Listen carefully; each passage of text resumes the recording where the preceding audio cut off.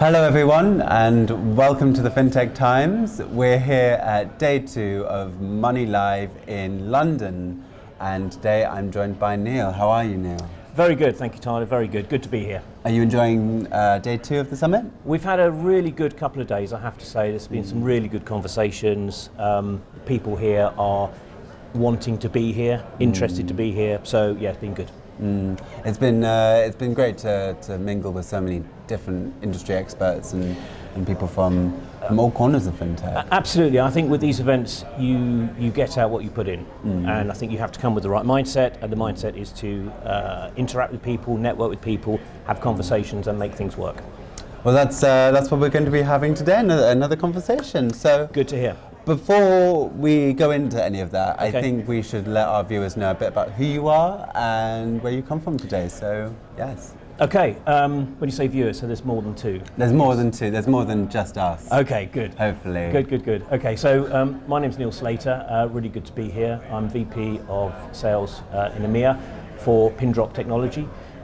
We're a voice biometric anti-fraud telephony authentication solution based in Atlanta, Georgia in the States, but we have offices both in London, in Paris. We're shortly opening offices in Japan. After that, Sydney, so we are very much a global company.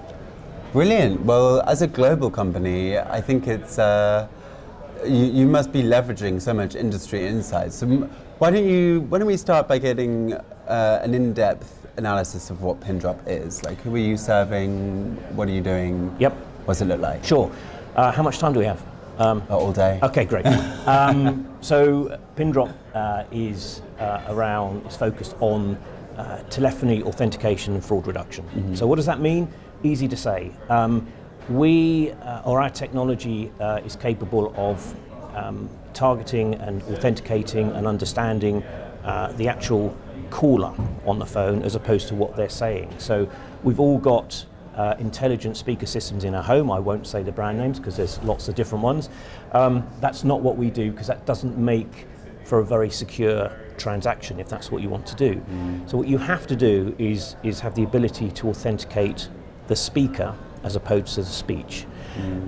Some say that, isn't that the same thing? But it's very, very different, because when someone is speaking, typically technology these days can understand what I'm asking. If I want to play my favorite song on my home intelligent speaker, that's fine, but I wouldn't expect my home speaker system to be able to confirm that it's me who's speaking and pay you the £500 that I owe you for this interview, right?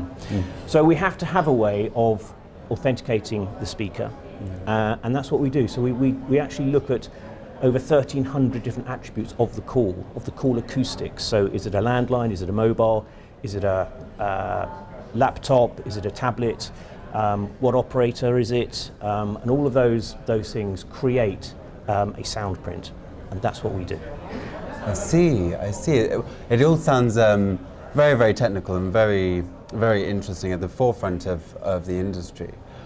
But why is it that fraudsters are targeting this technology? Yeah, it's a great question. And the challenge that financial services call centers have is being able to identify a fraudster. If I phone up a call center, they don't know if I'm a legitimate customer.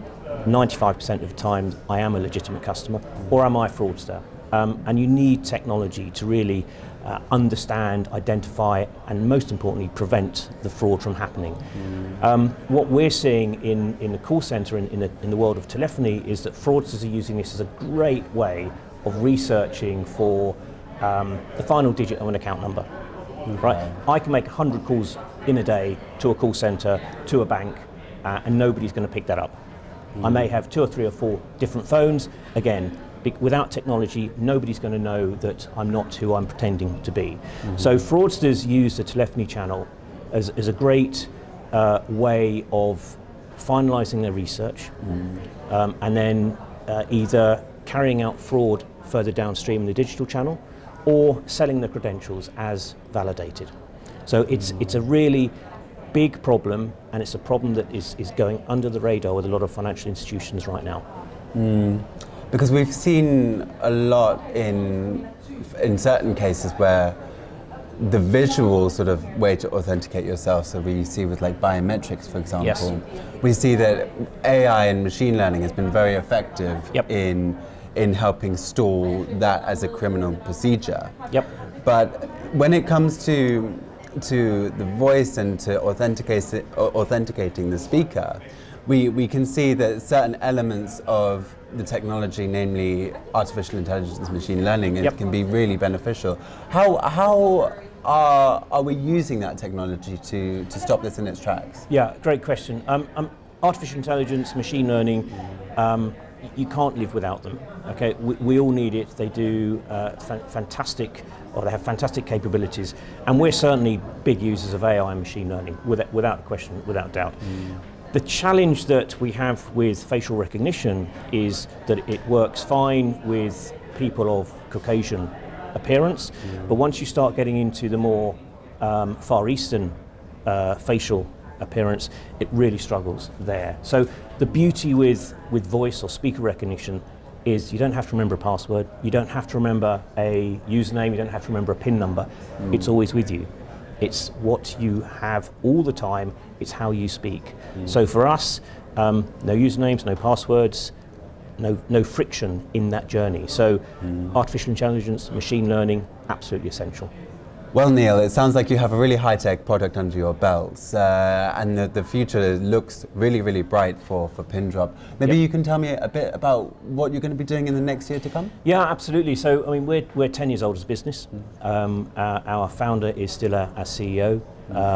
Amazing guy. The future for us is hugely exciting. I mean, it's exciting right now, but the future, we're looking at all sorts of other ways of where we can put the voice. So, for example, the world of automobiles, of cars. That's a great opportunity for us. We're also working with financial institutions in putting voice activation, voice authentication into mobile apps. So we can actually embed our voice engine into a mobile app, so you can authenticate yourself through the mobile app without having to speak to an operator. And it's all about customer experience, about streamlining. So we're really excited. We've got a lot going on. And this it's particularly important as the customer experience becomes more and more important in fintech, and especially in keeping safe in the transformation to digital. Right. So it's going to be a really big year for you, and I'm really excited. Thank you. Hopefully we can reconvene this time next year at the 2023 event, and you can tell me about how your year went. Absolutely. But until then, thank you very much for joining us, Neil, and I hope you enjoy the rest of Pleasure. day 2 of the summit. Thanks, Tyler. Thanks for you. watching.